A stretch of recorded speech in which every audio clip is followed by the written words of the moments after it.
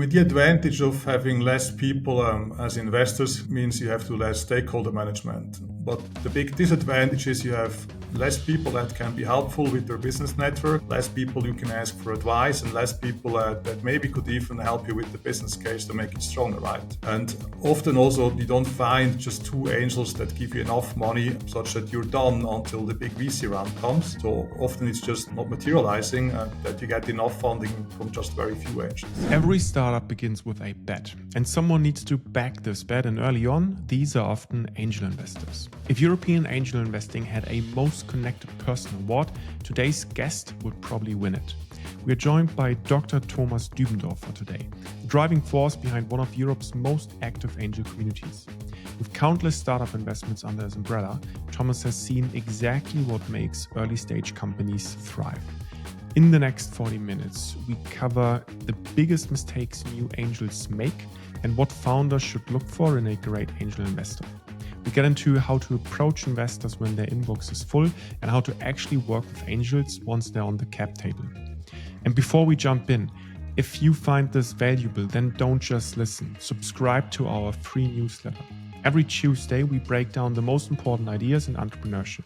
And every Thursday, you'll get the podcast episode plus an exclusive insight from our guest. Just head to followthegradient.io.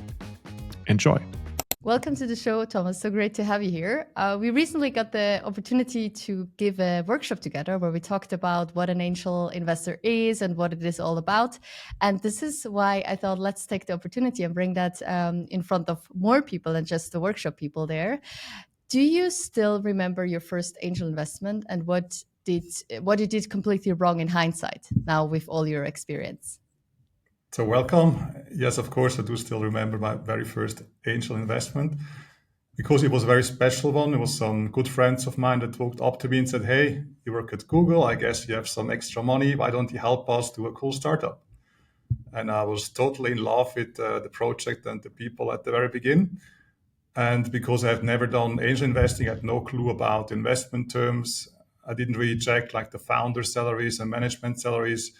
I just believed that they can do it and I can help them. So I jumped right in and wrote them a check. And in the end, it worked out well. So 18 months later, they were sold and I got more money back than invested. But in hindsight, it was a little bit naive. And very lucky, so to say. Yes. And based on everything you know now and also what you've seen, because you have invested in many, many startups, what are the top mistakes that new angels make beside the ones that you now just mentioned?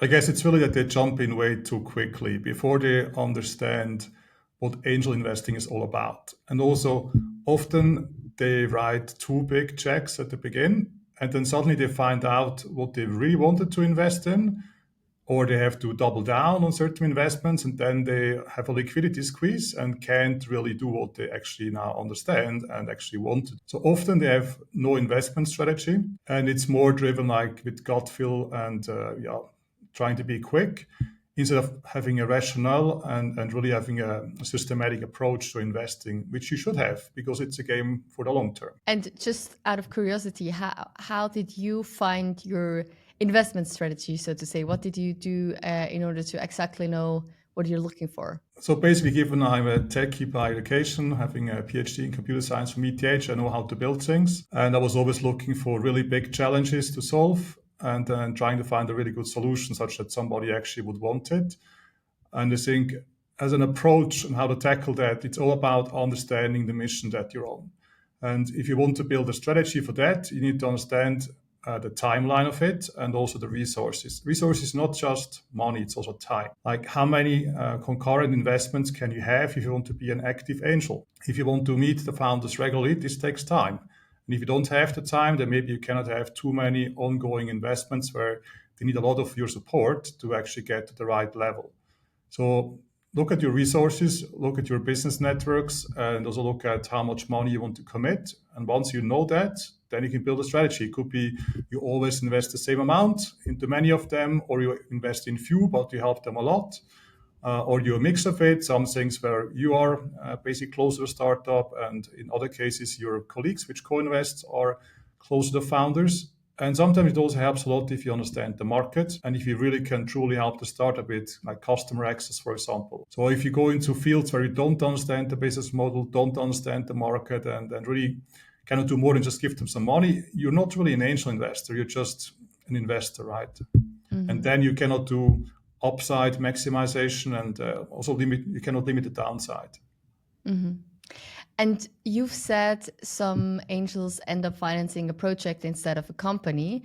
How can founders and also angels spot the difference early before money is actually invested? So what is a project? A project has a defined timeline and a defined budget. And when that is over, budget is used up, time is over, the project ends. That's not how a startup should be, right? After 2 years, it's over? No.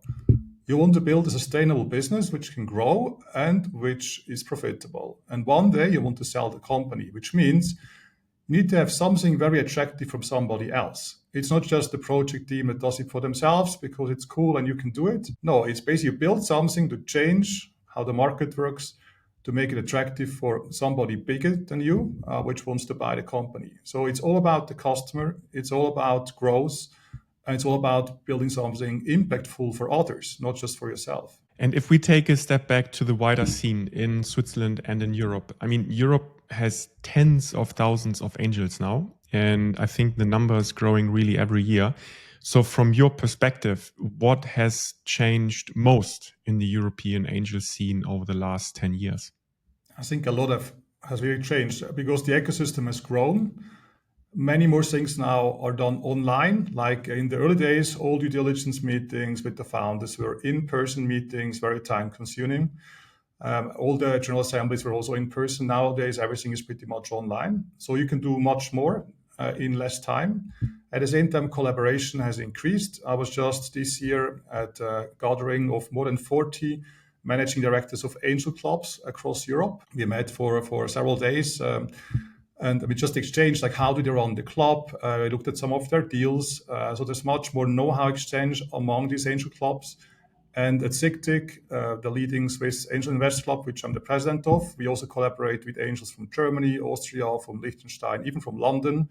And 5% of our investor base is actually from outside of Switzerland. So collaboration has increased, doing it online has changed, and the startups events have gotten much, much bigger. Is there any downsides from your perspective on the online meetings? So is it somehow harder for you to really sense the founders and how they think and how they behave when you just meet online? So online is a two-dimensional thing of reality, right? And sometimes you don't really see everything which is happening in the room because only you see a few of the faces, but not the whole behavior of the founder team. You don't see a lot of gestures. You don't smell them. You don't feel that you can connect to them. It's really like a movie, right? So when I invest, I always want to meet the founders at least once in person, but just for trying to understand the business case and getting some numbers across and some financial plans, online is perfect. But if it's about getting to know people, feeling whether you want to collaborate with them or not, and whether you feel comfortable in the same room with them, you have to meet them in person. There's so many more things which you miss out if it's only online. And you personally, do you make sure you meet founders in person at least once before you commit to an investment? Yes, so I always want to make sure that I meet the founder team at least once before I commit, because I really want to understand, is these people I want to work with? I want to see them in reality, not just on the screen, because as a human, you connect with many other senses than just what you see and what you hear, right? That's why I feel it's super important. You would also never marry a person that you've just seen on the screen and just assume because she's beautiful on the screen, everything would be perfect, right? Unless it's a TV show, right? Yeah. Yes, in a TV show, everything is possible. So angels sit in the gap between friends and family on the one hand and VCs on the other hand. Why does that gap matter so much? And what would break in the ecosystem without angels? So what do angels actually do? If a first-time founder wants to do a startup, there's so many things that person has never done in life. That person doesn't have all the experience of how to scale it up. And that person might not have a business network to prospect clients and to talent. So all these things, experience about a journey and network to talent and customers, that's a thing you cannot just buy or you cannot just like create it. You need to meet people that have it. And if you have angels on your cap table, that's exactly the people that bring the thing that you cannot buy, but you need to scale up quickly and find product market fit sooner. And now I'd like to switch the perspective from the angels to also the founder's point of view. When, according to you, is the right time to approach an angel, and when it's clearly too early, but really also too late? Yes. So first of all, you need to know which problem you're solving. If a founder comes to me and says, I have 10 ideas, you as investor, please pick the best ideas. No, that's the wrong order. You as the entrepreneur, pick the first idea and then you work on it. And the best thing is you convince at least another person to work with you. And if you have two people fully committed and you do truly understand the problem you're solving, that's a good moment to start to talk to angels. Is it already the right time to incorporate? Often not. Because maybe the more you talk to investors and other potential team members and to clients, you might going to do a slightly different product or a different setup of the company. But if you don't know about the problem and don't have anybody else that wants to commit and working on it, often it's too early. Mm-hmm. And on this point, because I get that asked often, especially by students, you now said find another one that does it with you. Why, according to you, is it so important that you're not just a solo founder, but that you have at least another sparring partner who does it with you? The simple answer is most venture capital funds, for them it's a red flag if it's a single founder, because it's a single point of failure. If that one person decides to stop working on it or whatever, cannot work on it anymore due to whatever reason, the whole thing falls apart. And there's a lot of risk to put everything on the shoulder of a single person. From an angel perspective, I mean, just seeing a single founder carry all the heavy weight of doing a startup and not having a sparring partner is not just a little bit too much for one person, but it's also not fun, because you have to decide everything yourself in the end. And if you don't have a sparring partner, you make a lot of mistakes, right? So I would definitely not recommend that. Have at least somebody else that is very close to you, where you can have regular exchanges, because with angels, you cannot have daily exchanges when you have great ideas. You have them maybe monthly or so. On that point, have you very recently seen any change in that assessment on the investor side or the behavior on the founder side due to AI? The reason why I'm asking this is because you hear in a couple of, within the ecosystem that the number of single founders has been increasing very recently and there seems to be more acceptance. But what's your personal take on this? I mean, technically it's true. You need smaller teams to build a great AI company. At the same time, you still need different skills. Somebody might be an amazing AI engineer. That doesn't mean that person really can sell and do big funding rounds and hire other people, or even wants to lead other people, right? And I mean, as you grow, you're going to have customers. These customers are going to need support. You're going to have presence in multiple countries. And all of that, if you're a single founder, you cannot be everywhere. You can have the mission and the vision and maybe do the corporate core company culture thing. But just because you're missing out on so many important things, it's important that you have other people which you trust on the same level, right? And also because out of personal experience, it's normally when you have a low, like the other normally then has at least like a middle ground or a high, and so you kind of go through this roller coaster together, and you not always are on the same one and can motivate each other. Now, coming back to the topic of angel, what is a great angel investor for a very ambitious startup, and what is it absolutely not, according to you? So first of all, angel investors, that's not like a title that you earn because you do some education to get a certification. Anybody can call themselves an angel investor if they have some money that they want to put into a startup. So all type of people show up as an angel investor, right? Now, for them to be useful to your mission, it would be great if they first of all understand your mission. And second of all, if they have something in addition to money, which you do not have, which often is access to clients, understanding of the market, or access to talent, or some other things like understanding the journey from small company to big company with all the hiring steps, all the fundraising rounds, up to how to do an M&A, right? So all the things that you don't have, try to find that with angels. And don't just get angels with the very same education, same background, same network. Try to find different people with different backgrounds and also different networks. Yeah, the ones that really complement you and can help you in stuff you're not good. And if I'm already running a company and thinking about bringing angels on board, what are the must-ask ask questions before I actually let someone onto my cap table, because it is like marrying someone, just with the difference that you cannot really get divorced. So one thing I often think it's a good question to ask is, what's the motivation to invest into this startup and not some other startup, right? And also, like, did you look at the market? Does he understand competition? Or is it just like he saw this one startup and think it's amazing? Did the angel also do a little bit of homework to check out what he's actually doing here? And sometimes angels might have competing startups already in their own portfolio. And that could be an issue, because then which of them will that person help? And maybe there's even information flowing between different portfolio startups if the same investor is there. So check out the investments an angel has done, check out the business network and market understanding that he or she has, and then also see whether the motivation is actually true, not just like I invest because somebody has told me, or whatever, it sounds great because it's AI, right?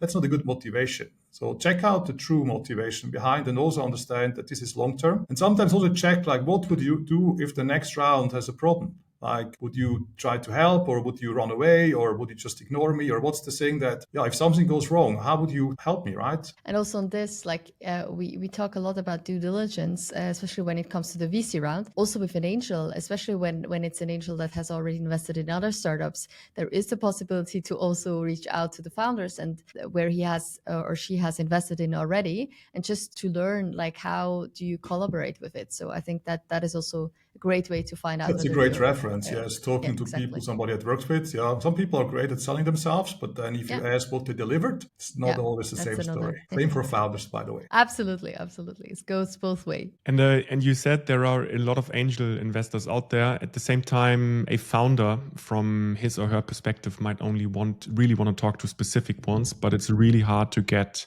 an intro and a connection, right? And we also had a section about that in the newsletter that just this week. How do you get an introduction, or how do you maximize your chances to someone you don't know? You yourself, you get pitched a lot. So very specifically, what makes you open a pitch and think, okay, I want to talk to these guys, I want to talk to that team, and what type of message gets ignored immediately?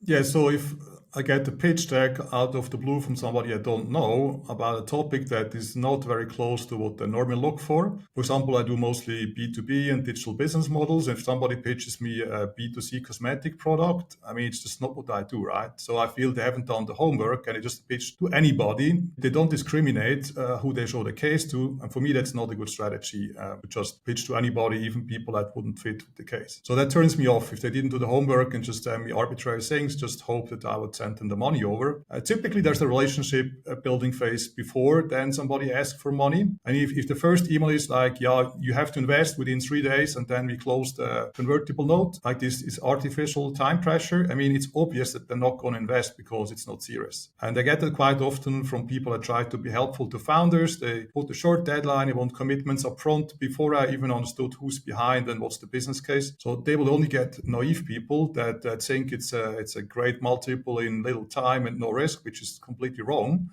And for me, I want to understand what's the business case, who are the founders, and if they don't want to take the time to work on that, there's no relationship behind, right? And then also not very willing to help beyond money. And as an angel, I want to help beyond money, right? And if you had to design the first or the perfect first touch from a founder, like the email or the message or the intro, what would it look like? Like, what should it contain? What should definitely be left out? I mean, the best thing is always if a founder gets introduced by a person I trust, because these people don't send me stuff that they would regret that they sent it to me. They pre-filter, and they typically also have already met the founder or know the case a little bit. Even if they not invest, that's okay. But just knowing the people behind the startup helps a lot to make it more appealing. And so if you cannot get an introduction, there's a possibility to meet, for example, at one of the big startup events, or there's a possibility to pitch in front of many investors by going through the application process of an angel club, and then you get exposed to many of them. There's also first contact, and then you can follow up, right? But really just like out of the blue, LinkedIn, I need 100K in 3 days. I mean, that's not the kind of thing that angels normally do. You mentioned angel clubs, and I mean, you yourself, you run SICTIC. You see people investing a lot also solo. From a founder's perspective, what are the real pros and cons of raising from, on the one hand, one or two strong angels versus, on the other hand, a larger angel group or club? I mean, the advantage of having less people as investors means you have to less stakeholder management. But the big disadvantage is you have less people that can be helpful with their business network, less people you can ask for advice, and less people that maybe could even help you with the business case to make it stronger, right? And often also you don't find just two angels that give you enough money such that you're done until the big VC round comes. So often it's just not materializing, that you get enough funding from just very few angels. And once the money lands and you basically decided that you both like wanna go this journey together as an angel and as a founder, what does a great collaboration between founders and angels look like in the first 2 years? I guess it's very important that the founder is authentic and honest and tells everything that happens, not just the highlights, but also the lowlights and also challenges. An angel can only help if there's the information at the right moment that something isn't going according to plan, or that there are big open questions which are not resolved, right? Or maybe there's even a conflict in the founder team. If you try to hide these smaller and bigger problems for too long, often you cannot solve them anymore, or you already ran out of money. And then people ask, like, why didn't you tell me like 6 months ago when you could still change like the go-to-market strategy or change the product or the pricing or the team? Why didn't you tell me then? Why do you just come now that you're out of money? And now basically I have to pay for your mistakes. And you didn't even give me a chance to help you when the damage was smaller, right? Mm-hmm. So come early with the challenges, be outspoken. And it's not wrong to ask for help. You're a strong founder for sure, or you're a strong founder team, right? But asking for help is actually a strength. It's not a weakness. And it's exactly the point why you bring on angels that actually add some insight, some network. And you were talking about also a few of your startups where this was a problem, where everything looked fine, and then from one day to the other it was basically we need to shut down. And that is then just a moment where you can have the best connections, the best insights, but that's then just too late. So I think that's a very, very important part. And now you said, like, I mean, reach out to the angel and really be open and transparent. And one way to be that, or where you also have the responsibility to actually deliver the information, is by having an angel on the board.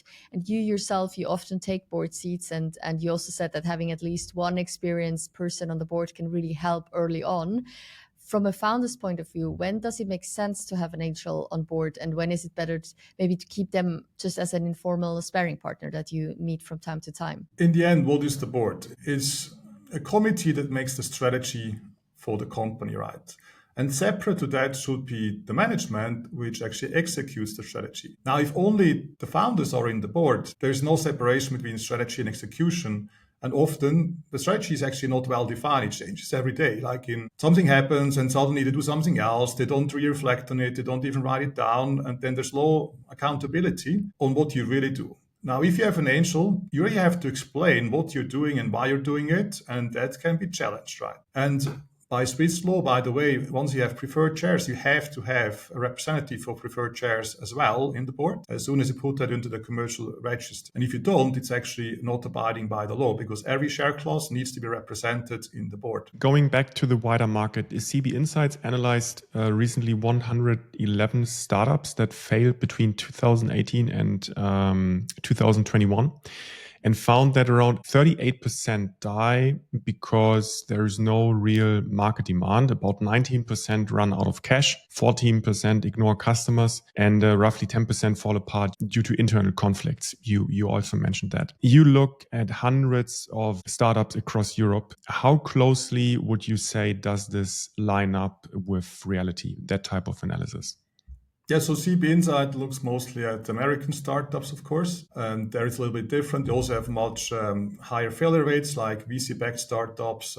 After 5 years, 80% of them are dead. In Switzerland, it's only 65% of VC-backed startups which die in the 5th year. So we have a smaller failure rate, often also because these startups have a history before they incorporate, because they do a lot of research at our excellent universities. They take a lot of IP with them into the company. They often already have a patent or some source code or other stuff to work on. So there's more substance when they start here than sometimes in other places. They start with a PowerPoint deck and then they start on the green field, which of course then the failure rate is higher because you haven't even done the feasibility study. Now, in Switzerland, what I see also product market fit, that you develop a product that nobody wants to really purchase or keep for longer.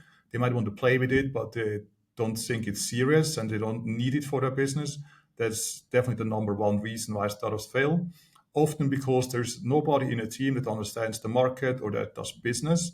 It's too many people building stuff in the founder team and not enough people that do the market stuff, right? In addition, another thing I see, especially in Europe and also in Switzerland, that there's a lack of speed for actually reaching a certain level of number of users or revenues. Often people focus to build the best possible, perfect, almost perfect product at a lot of cost and time investment, right? And once they have the so-called perfect product, they want to show it for the first time to the client. But then the client says, yeah, it's amazing, but now it's too expensive. Or it's too late, or you have another product. Or maybe it's not exactly what I wanted, so maybe you can rebuild something similar, but then you're going to take another 2 years. So this lack of speed is actually vital, because if you're not fast, in the first 2-3 years you cannot show traction, then all the venture capital funds will not even look at you, because they say, look, as a venture capitalist, I invest over 5 years and then I start to harvest for 5 years. So if you cannot show immediate traction in the next 2-3 years and do a next bigger round, whatever, you're too slow for me, because my fund has to sell the startup in a certain number of years. And if it takes you 5 or 10 years for the next bigger step, impossible that the growth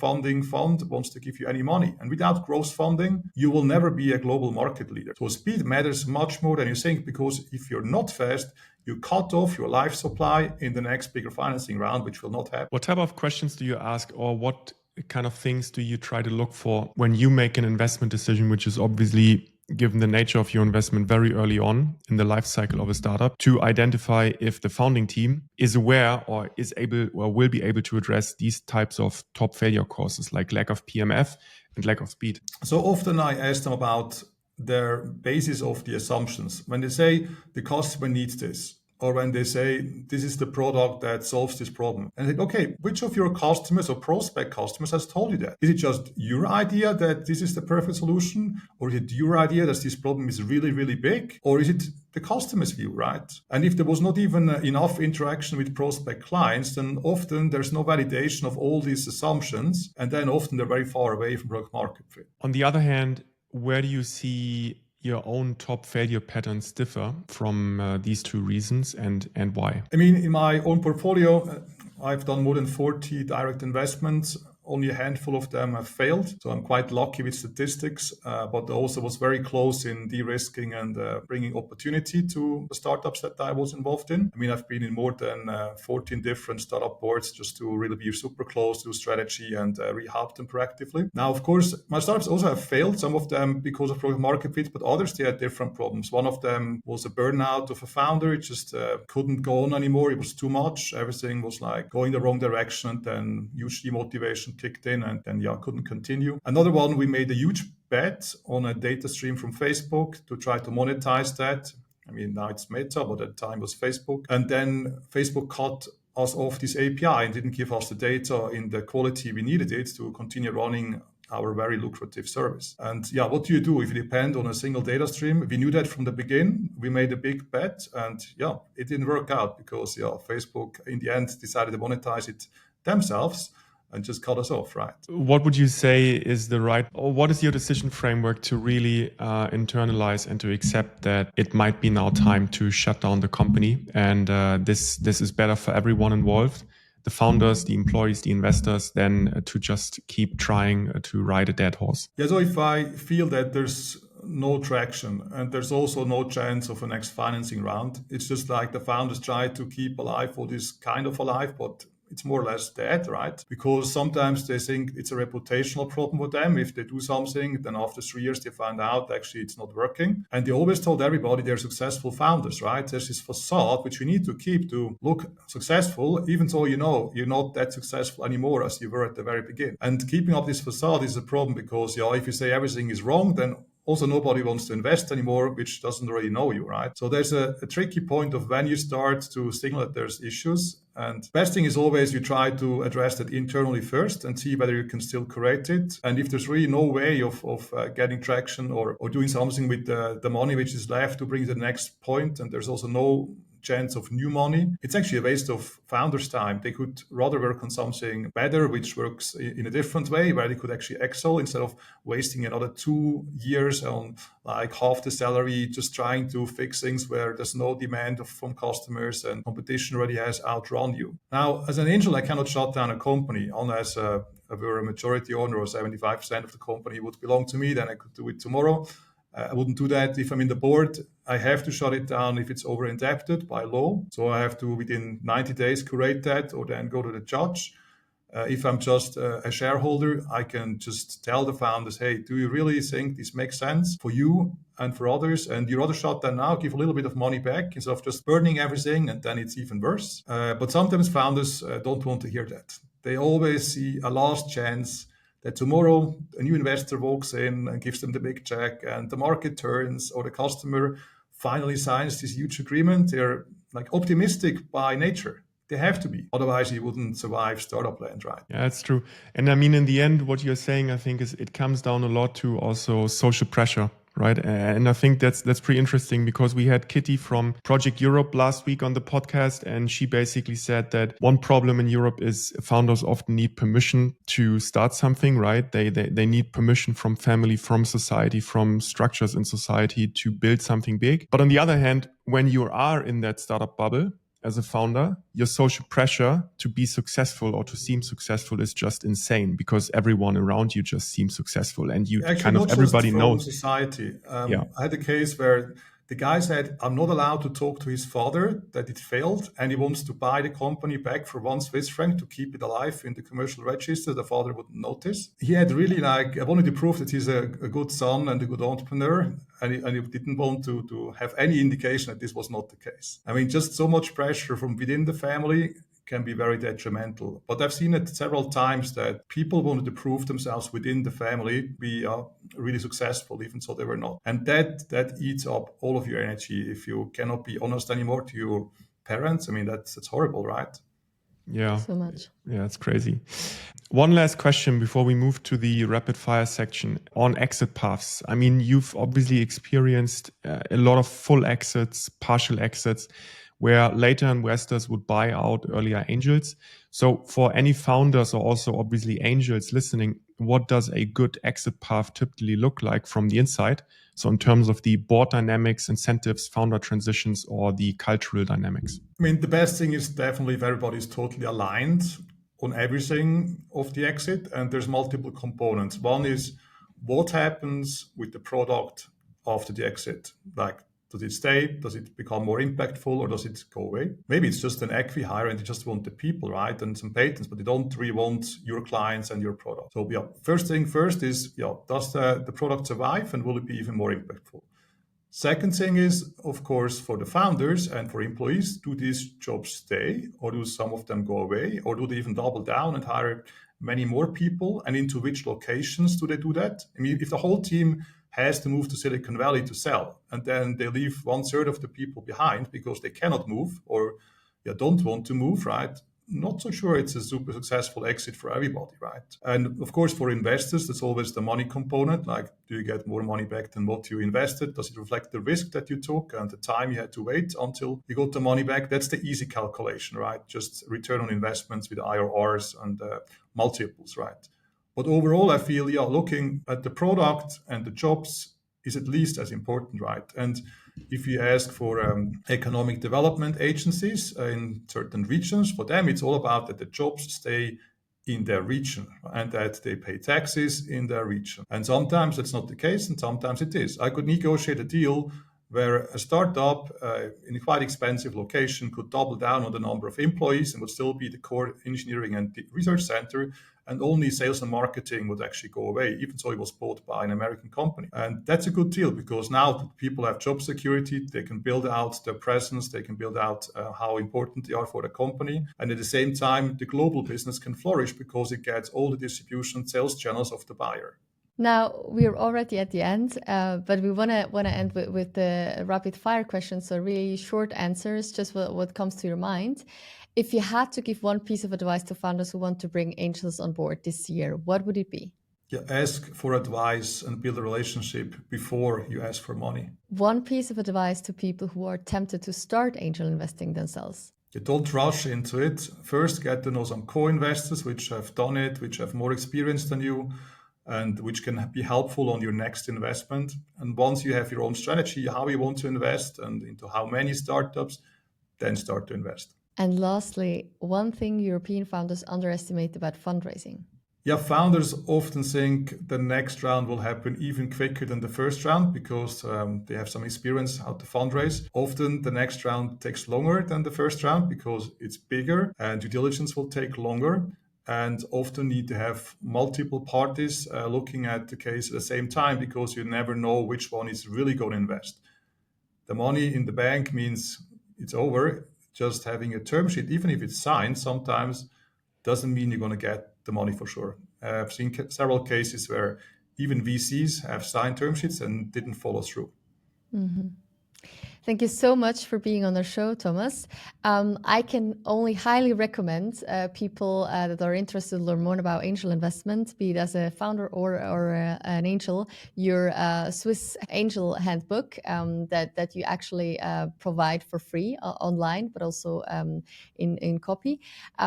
Where else can people find more about yourself, follow what you do, and also learn more about SICTIC? Yeah, so reading the Angel Handbook on angelhandbook.ch is certainly a great start point because it explains how investors look at the case, but it also explains what they expect when you talk to founders that founders already know and have done as homework. Mm-hmm. If you want to learn about the ecosystem, I mean, there's startupticker.ch, which has a lot of good stories about successful startups and what's happening in the ecosystem.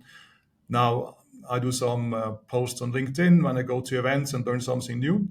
And of course, there's also annual investment reports that SICTIC publishes about interviews with founders and investors and people from the ecosystem.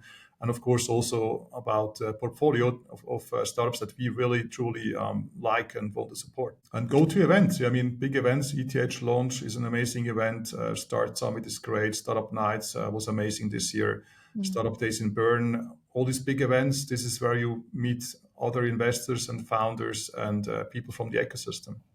And also you, if people want to meet you. Often also me, yes. Thank you very much and speak to you soon. Thanks. Have a good day. Bye. Thank you very much. And now we would love to hear from you. How did you like it? What should we improve? Do you have any suggestions, ideas, or dream podcast guests? Please let us know. Thank you and see you again next week.